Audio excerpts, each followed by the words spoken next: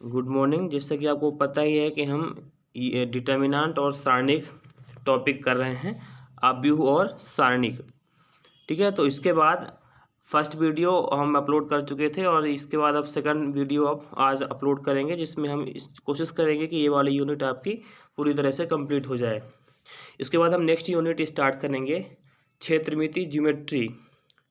ठीक है, तो अभी तक अगर आपने चैनल को सब्सक्राइब नहीं किया है तो प्लीज़ इसको सब्सक्राइब करें और शेयर भी करना ना भूलें, ताकि दूसरों को भी इससे फ़ायदा हो सके। तो चलिए पढ़ते हैं यहाँ डिटर्मिनेंट्स। बहुत सारे टॉपिक हमने डिटर्मिनेंट और मैट्रिक्स से कर लिए थे इसके प्रीवियस वीडियो में। तो डिटर्मिनेंट्स क्या होता है? Every square matrix can be associated to be expression और a number which is known as determinant. ठीक है, मतलब जो हमने स्क्वायर मैट्रिक्स पढ़ी थी, जो वर्ग आव्यूह पढ़ी थी, उसी को, उस नंबर को ऐसे अरेंज करना, जैसे A11, A12 and so on, A1J, है ना, एंड सो ऑन A1N। मतलब अगर डिटर्मिनेंट है, मतलब सारणिक है, तो सारणिक किसका बनता है? केवल और केवल स्क्वायर मैट्रिक्स का। अगर मैट्रिक्स स्क्वायर नहीं है तो उसका डिटर्मिनेंट फाइंड नहीं होगा, मतलब डिटर्मिनेंट नहीं बनेगा। तो only square matrix are have determinant, मतलब केवल वर्ग आव्यूह का ही सारणिक बनाया जा सकता है। ये आपको ध्यान रखना है। ठीक है, ये छोटे छोटे टॉपिक्स हैं जो कि इम्पोर्टेंट भी हैं। फिर है सिंगुलर मैट्रिक्स या अव्युत्क्रमणीय आव्यूह। A square matrix is a singular matrix if its determinant is zero. ठीक है, तो जिन्होंने आव्यूह सारणी आव्यूह अच्छे से पढ़ा है, मैट्रिक्स अच्छे से पढ़ लिया है मेरा वीडियो, तो डिटर्मिनेंट पे ज़्यादा फोकस करने की ज़रूरत नहीं है। इसकी डेफिनेशंस पे ज़्यादा फोकस हम नहीं करेंगे। हम केवल देखेंगे कि इसके कौन कौन से ऐसे टाइप्स हैं या कौन कौन से ऐसे पॉइंट्स हैं जो हमें पढ़ना चाहिए डिटर्मिनेंट में, वही बस केवल हम डिस्कस करेंगे। और केवल पेपर पॉइंट ऑफ व्यू से ही हम पढ़ेंगे, एक्स्ट्रा चीज़ें हम कुछ भी नहीं पढ़ेंगे। तो सिंगुलर मैट्रिक्स या अव्युत्क्रमणीय आव्यूह क्या है? कोई भी ऐसा मैट्रिक्स जिसका हम डिटर्मिनेंट फाइंड करने, जिसका हम सारणिक फाइंड करें और उसका सारणिक जीरो आ जाए, मीन्स उसका जो डिटर्मिनेंट है वो जीरो आ जाए, उसको बोलते हैं अव्युत्क्रमणीय आव्यूह। ठीक है, उसको क्या बोलेंगे? अव्युत्क्रमणीय आव्यूह। ठीक है, फॉर एग्जाम्पल एक एग्जाम्पल ले लेते हैं। जैसे हमने एक एग्जाम्पल लिया, 2x2 की मैट्रिक्स ले रहे हैं, 1 2 2 4। ये 2x2 की एक मैट्रिक्स है। इसका जब हम डिटर्मिनेंट निकालेंगे तो कितना होगा? 4 1 जा 4 माइनस 2 2 जा 4 इक्वल टू कितना आ गया? 0। मतलब ये जो मैट्रिक्स थी ये क्या थी? सिंगुलर थी, दैट इज अव्युत्क्रमणीय थी। ठीक है, इसके बाद हम मेन चीज पढ़ेंगे, एडजॉइंट ऑफ अ मैट्रिक्स, सहखंडज। मैट्रिक्स का सहखंडज क्या होता है? उसके पहले कुछ छोटे छोटे पॉइंट्स हैं सहखंडज निकालने से पहले, इन पॉइंट्स को भी जानना जरूरी है। इसलिए सबसे पहले हम देखेंगे माइनर, कि माइनर क्या होता है। ठीक है, तो देखो माइनर कैसे निकालते हैं। Suppose A equal to 2x2 के मैट्रिक्स लेके समझा रहे हैं आपको। ए इक्वल टू 4 - 7 - 3 एंड 2। इसको क्या किया? A11 A12 A21 और A22 लेट किया। फिर अगर माइनर ऑफ A11 निकालना है, जैसे सपोज करो 4 है, 4 का माइनर निकालना है, तो कैसे करोगे आप? माइनर ऑफ A11, तो ये A11 ये होगा, तो इसका कॉलम और इसका रो, इसको रिमूव करेंगे, कितना बचेगा? 2, और 2 मीन्स क्या है? A22 है, तो कितना आ गया? 2 आ गया। सेम अगर -7 का माइनर निकालना है, तो -7 की कॉलम और -7 की रो को दबा दो, कितना बचा? -3। इसका कितना हो जाएगा? -3 हो जाएगा। सेम अगर इस -3 का फाइंड करना है, तो -3 की ये रो और ये कॉलम को हटाने के बाद जो बचेगा वो क्या होगा? उसका माइनर होगा। एंड इफ 2 का फाइंड करना है, तो 2 का कॉलम और 2 के रो को हटा दो, कितना बचा? 4। तो इसका माइनर कितना हो जाएगा? 4। तो माइनर समझ में आ गया। ठीक है, कि माइनर ऐसे फाइंड करते हैं ना। इसके बाद ठीक है, बस आपको इसकी डेफिनेशंस मैंने यहाँ पे नहीं लिखी है। डेफिनेशन से अभी कोई मतलब नहीं है, क्योंकि अपने पास इतना टाइम नहीं है कि हम डेफिनेशंस को पढ़ें। बस हमें ये पता करना है कि इसको निकालते कैसे हैं। ठीक है, डेफिनेशन तो पेपर में पूछने वाला नहीं है। ठीक है, जो हमने तरीका बताया वही डेफिनेशंस भी हो गई। नेक्स्ट है कोफैक्टर, सहखंड। सहखंड कैसे निकालते हैं? तो सहखंड का फार्मूला याद रखो, aij equal to -1 to the power i plus J और mij क्या है? वही माइनर जो भी हमने निकालना बताया आपको। तो सपोज करिए कि a इक्वल टू, एक हमने मैट्रिक्स ली, a इक्वल टू 1 2 3 -3 2 -1 2 -4 3। क्या लेट करोगे? A11 A12 A13 A21 A22 A23 A31 A32 and A33। तो अगर कोफैक्टर या सहखंड किसका निकालना है? A11 का, ठीक है। तो A11 कौन सा होगा? ये वाला होगा A11। तो क्या होगा? -1 की पावर, देखो आप फार्मूले से कंपेयर करो, aij तो क्या हुआ था? -1 की पावर i प्लस जे। तो A11 है तो i की वैल्यू भी 1 है, j की वैल्यू भी 1 है, तो कितना हो जाएगा? -1 की पावर 1 प्लस 1। देन mij तो m11, ठीक। तो -1 की पावर 1 प्लस 1 2 हुआ। अब m11 क्या होगा? ये होगा आपका A11 के कॉलम और A11 की रो को दबाने के बाद क्या बचा? 2 -1 -4 3। तो इसका ऐसे मल्टीप्लाई, दैट इज 3 2 जा 6, फिर -4 का -1 से मल्टीप्लाई तो +4, साइन बीच में माइनस का ही रहता है, ठीक है। तो 6 -4 कितना आ गया? ये पूरी वैल्यू 2 आ गई। फिर ऐसे ही अगर 2 का कोफैक्टर निकालना है, सहखंड निकालना है, तो क्या करोगे? -1 की पावर 1 प्लस 2, 1 2 है, 1 प्लस 2, ठीक है। तो 1 प्लस 2 किया, फिर इसका ये कॉलम और इसकी ये रो को दबा दिया, कितना बचा? 3 इंटू -3। तो 3 इंटू -3 कितना हुआ? -9, और बीच का साइन माइनस का होता है, तो -2 इंटू -1 तो -2 हुआ, तो माइनस माइनस प्लस हो गया। तो -9 प्लस 2 कितना आ गया? 7, -7 आ गया, और इसकी वैल्यू भी माइनस आएगी, ठीक है। माइनस की पावर ऑड नंबर है तो माइनस ही आएगा, विषम संख्या है तो कितना हो गया? 7 हो गया। अब सपोज करिए अगर हम पूछ लिए कि 3 का सहखंड बताओ आप, कि 3 का सहखंड क्या होगा। जैसे ये 3 है, तो 3 का सहखंड क्या होगा? 3 कहाँ पे है? A11 A12 A13। देखो A13 पे है 3, तो क्या बनेगा? -1 की पावर 1 प्लस 3 बनेगा। फिर m माइनस निकालना है, तो इसका कॉलम दबा दो और इसका ये रो दबा दो, कितना बचा? -4 इंटू -3 दैट इज 12, एंड -2 2 जा 4, कितना आ गया? 8। और इसकी -1 की पावर 4 हो जाएगा, तो ये प्लस हो जाएगा, दैट इज आंसर कितना आ गया? 8 आ गया, ठीक है। तो सहखंड निकालते बन जाएगा, कोफैक्टर निकालते, ठीक है। फिर पढ़ना है अपने को एडजॉइंट ऑफ अ मैट्रिक्स, सहखंडज क्या होता है। सहखंड पढ़ लिया, और सहखंडज पढ़ो। तो a equal to -2 3 and -5 4 equal to A11 A12 A21 A22। आपको करना क्या है? जितने भी एलिमेंट हैं, जितने भी अवयव हैं इस मैट्रिक्स के, सभी का सहखंड फाइंड करना है, सभी का सहखंड निकालना है, और फिर उसको ट्रांसपोज कर देना है, मतलब उसका परिवर्त कर देना है। तो ट्रांसपोज करने के बाद जो भी मैट्रिक्स बनेगी उसी को हम क्या बोलेंगे? Cofactor, sorry adjoint of matrix या सहखंडज, आव्यूह का सहखंडज, ठीक। एग्जाम्पल देखो, ये हमने एग्जाम्पल लिया। अब A11 निकालो, तो A11 क्या होगा? सिर्फ सहखंड का -1 की पावर 1 प्लस 1 M11, तो दबा दो, कितना बचा? 4 इक्वल टू 4। फिर A12 फाइंड करना है, A12 ये होगा, तो A12 मतलब इनको ऐड करने के बाद क्या आ रहा है? अगर विषम संख्या आती है तो माइनस लेंगे, और सम संख्या आती है तो प्लस लेंगे। तो 1 प्लस 2 कितना आएगा? 3 आएगा। तो आपको पेपर में ये सब लिखने की ज़रूरत नहीं है, आप डायरेक्ट क्या करोगे? 1 और 2 आया ना, तो ऐड करो तो कितना आया? 3 आ गया, मतलब विषम संख्या है, ऑड है तो माइनस पहले से ही आप ले लेना। फिर किसका निकालना? 3 का, ये दबा दिया, ये दबा दिया, कितना बचा? -5, ठीक है। तो ये माइनस और ये माइनस मिलकर प्लस हो गया। सेम A21 मतलब 5 का निकालना है, तो A21 -3 आ गया, फिर A22 कितना आ गया? -2 आ गया। फिर इसके बाद यहीं पे वैल्यू को पुट कर दो, ठीक है। अब देखो A11 हम जो सहखंड क्या ले गए थे, जैसे मैट्रिक्स हमारी क्या थी? A11 A12 A21 A22, इसका सहखंडज क्या होगा? सहखंडज होगा, कोफैक्टर होगा A11 A12, यहाँ पे आ जाएगा, उसको ट्रांसपोज कर देना है, मतलब परिवर्त कर देना है।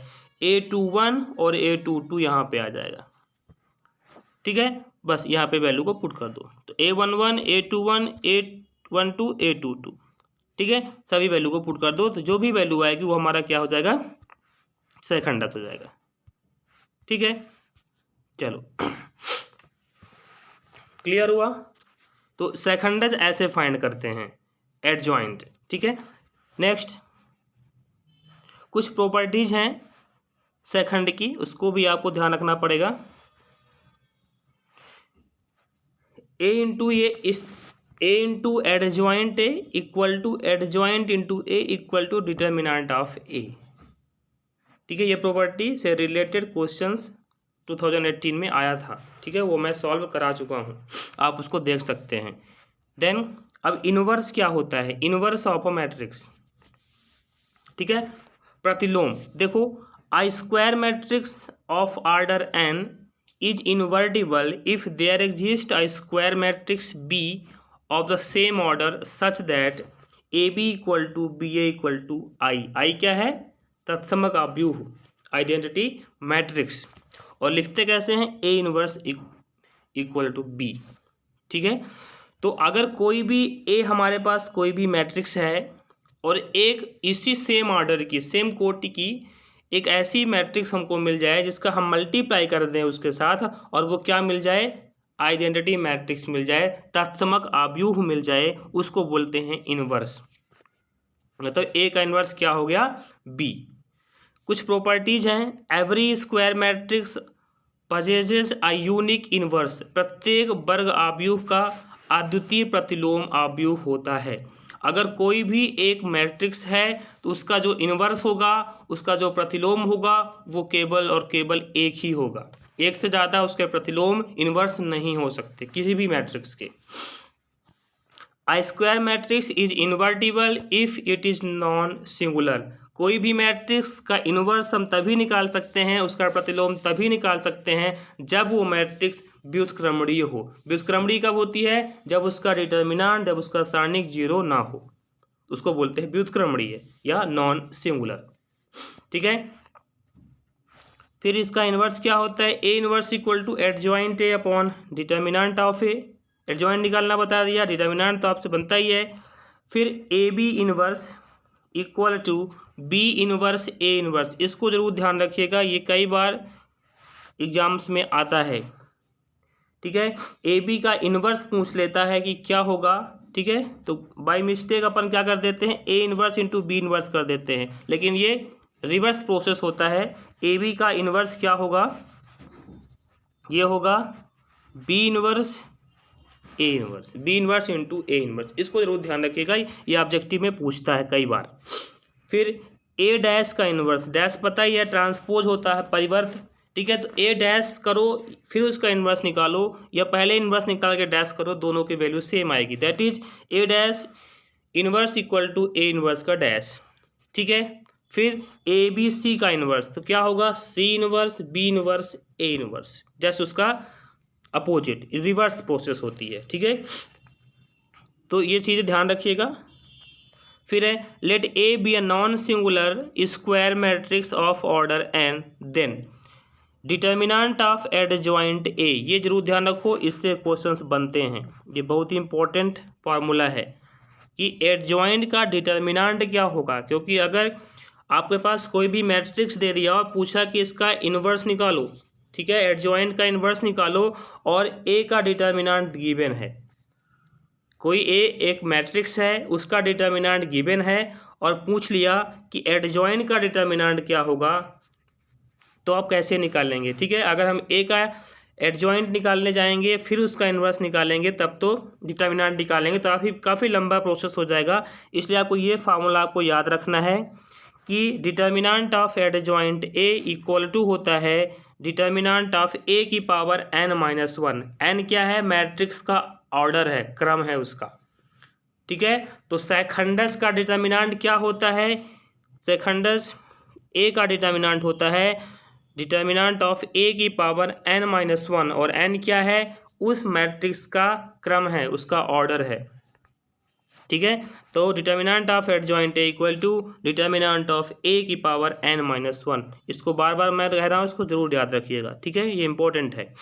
फिर ये भी ऑब्जेक्टिव में आता है कई बार, एडजॉइंट ऑफ ए बी क्या होता है, एडजॉइंट ऑफ ए बी, ठीक है।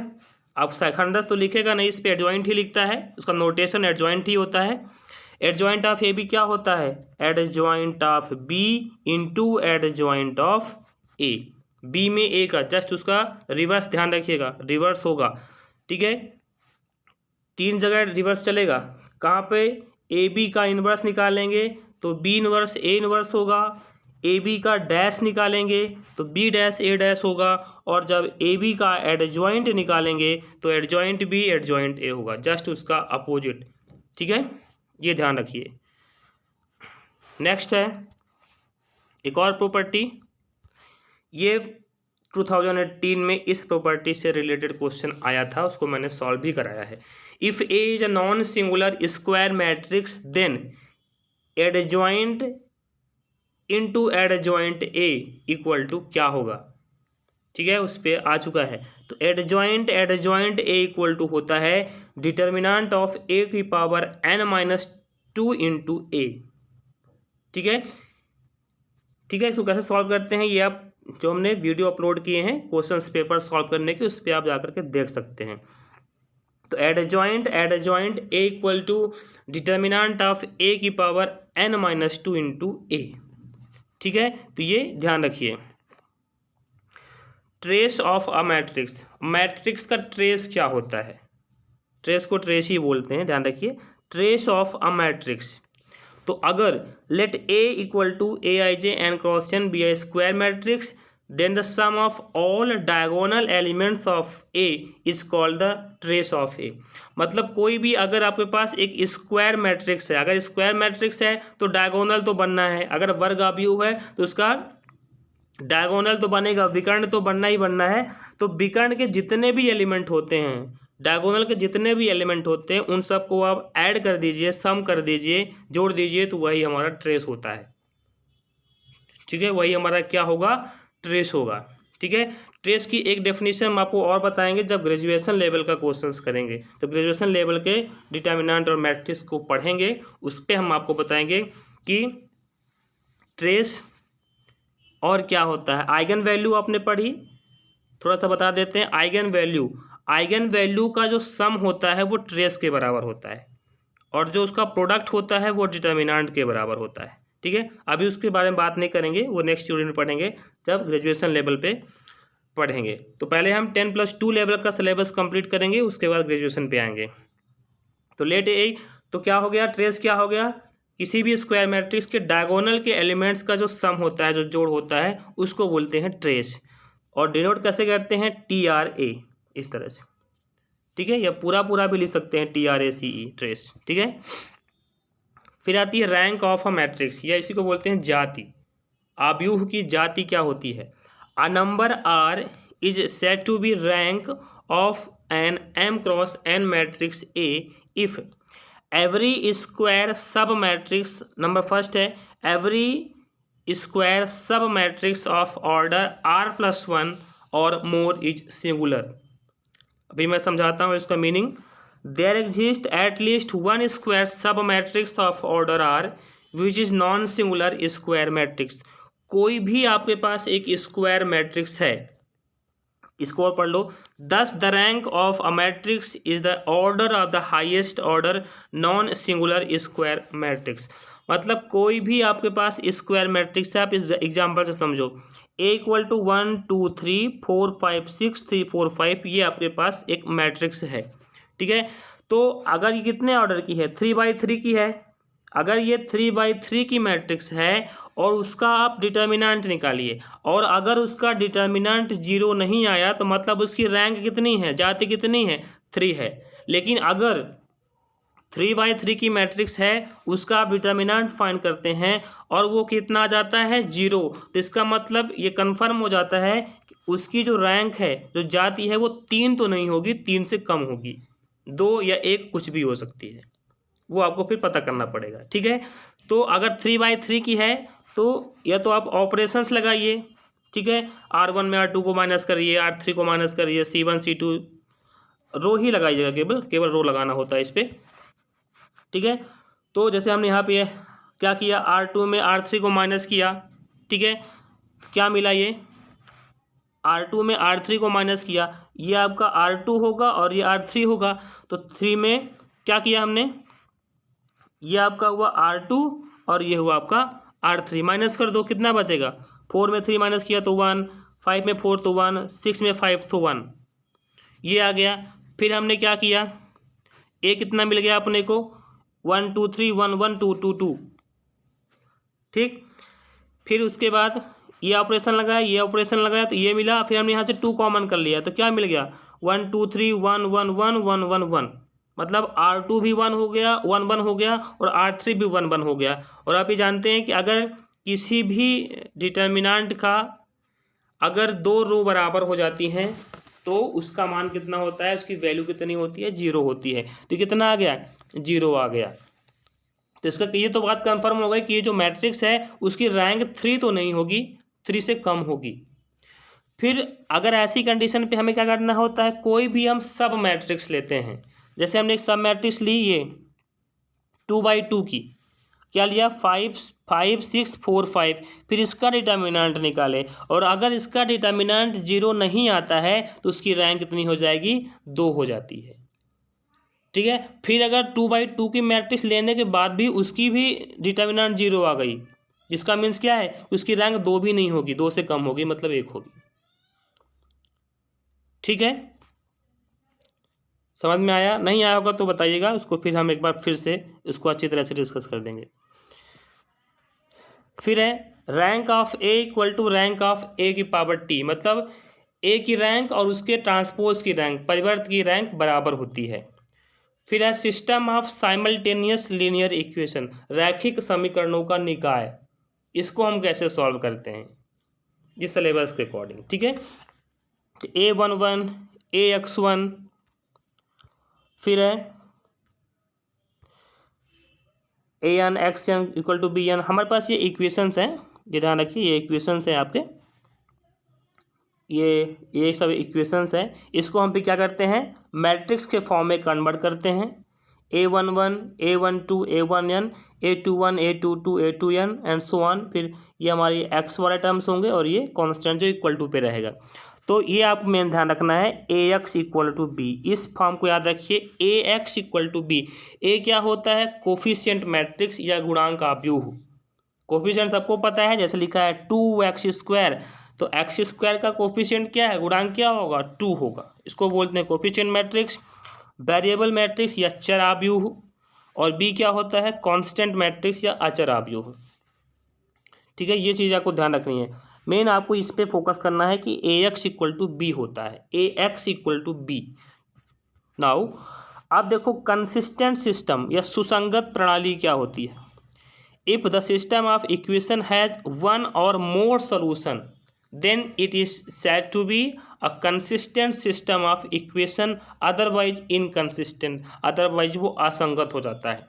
जो भी आपके पास समीकरण का निकाय गिवन रहेगा, ठीक है, अगर उसका एक भी अगर सलूशन मिल जाता है, उसका एक भी हल मिल जाता है तो वो कंसिस्टेंट होगा, और अगर एक भी उसका हल नहीं मिलता तो वो क्या हो जाएगा, असंगत या इनकंसिस्टेंट होगा। मतलब कम से कम एटलीस्ट वन सलूशन उसका मिलना चाहिए, तभी वो कंसिस्टेंट होगा, अदरवाइज वो इनकंसिस्टेंट हो जाएगा, ठीक है।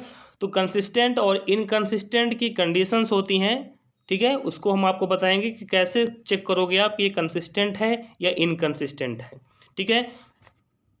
चलो next, homogeneous and non homogeneous system of linear equation, सजातीय और विषम जातीय समीकरण क्या होते हैं उसके बारे में हम पढ़ेंगे। हम अभी हमने क्या पढ़ा, सिस्टम ऑफ इक्वेशन क्या होता है, AX इक्वल टू बी होता है। तो अगर B की वैल्यू 0 है तो वो होमोजीनियस होगा, और अगर 0 नहीं है तो क्या हो जाएगा, नॉन होमोजीनियस। अगर B की वैल्यू 0 है तो वो सजातीय होगा, और अगर B की वैल्यू 0 नहीं है तो विषम जातीय हो जाएगा, ठीक है।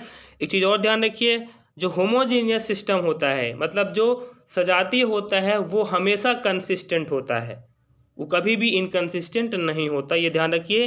होमोजीनियस सिस्टम हमेशा कंसिस्टेंट होता है, ठीक है, लेकिन जो नॉन होमोजीनियस है, जो विषम जाति है, वो कंसिस्टेंट भी हो सकता है और इनकंसिस्टेंट भी हो सकता है, उसकी कंडीशन हम आप पढ़ेंगे, ठीक है।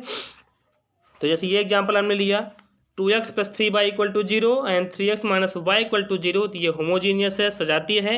और 2x + 3y = 1, 3x - y = 5, ये क्या है, विषम जाति है, नॉन होमोजीनियस है, ठीक।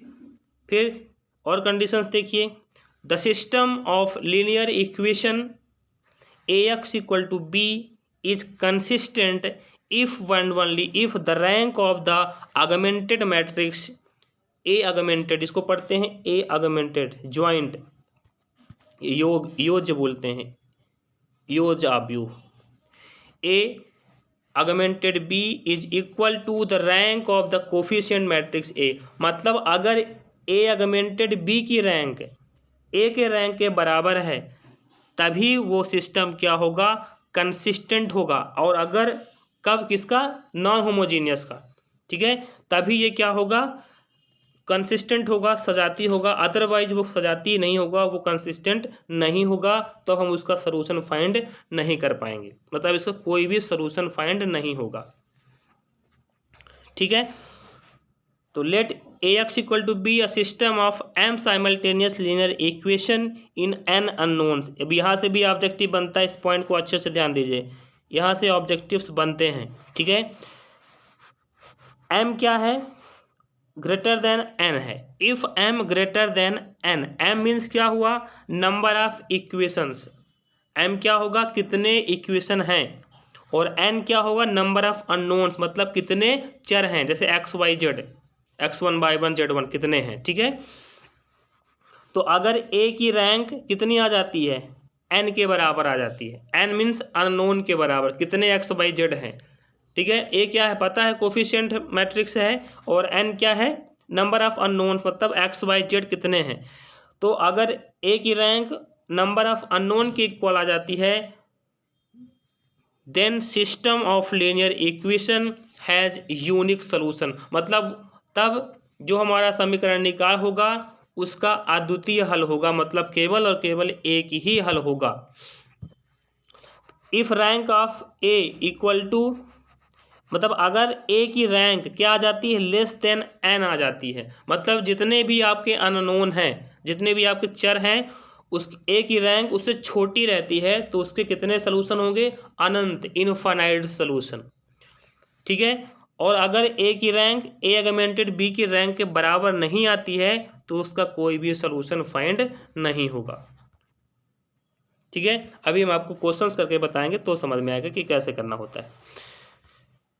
जैसे ये तीन इक्वेशंस हमने लिए, x + y + z = 2, 2x + y - z = 3, 3x + 2y + kz = 4 has a unique solution if, मतलब k की ऐसी कौन सी वैल्यू को रखें कि इसका यूनिक सोल्यूशन मिले।